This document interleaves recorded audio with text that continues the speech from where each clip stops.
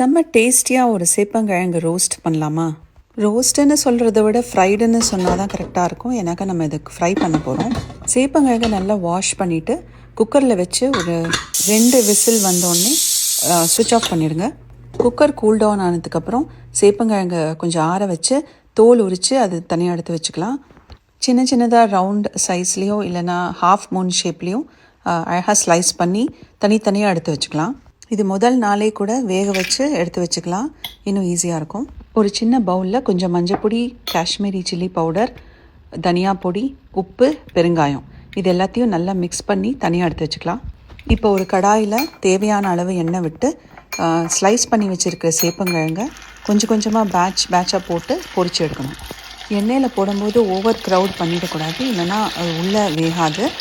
அதே மாதிரி எண்ணெயில் போடும்போது கொஞ்சம் கேர்ஃபுல்லாக போடணும். சேப்பங்கிழங்கு குழகுழப்பு தன்மை இருக்கிறதுனால கையிலேருந்து வழுக்கிண்டு அந்த ஆயிலில் போயிடும்.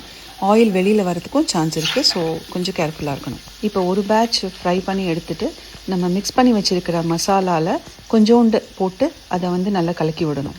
சூடாக இருக்கும் போதே அந்த மசாலாவெல்லாம் போட்டால் தான் அந்த ஸ்பைசஸ்லாம் அதில் இறங்கும். இதே மாதிரி ஒரு பேட்சாக ஃப்ரை பண்ணி சேம் ப்ராசஸை ஃபாலோ பண்ணலாம். 8லேருந்து 9 சேப்பங்கிழங்கு போல் யூஸ் பண்ணியிருக்கேன். 4 பேட்சாக ஃப்ரை பண்ணி எடுத்து இந்த மசாலாவை ஒரு பேட்ச் பண்ணும்போதும் ஆட் பண்ணி மிக்ஸ் பண்ணி இதே ப்ராசஸை ஃபாலோ பண்ணியிருக்கேன். நீங்கள் ஒரு பேட்ச் பண்ணினதுக்கப்புறம் அந்த மசாலா போட்டு டேஸ்ட் பண்ணி உங்களுக்கு இன்னும் கொஞ்சம் காரமோ உப்போ தேவையாக இருந்தால் ஆட் பண்ணிக்கலாம்.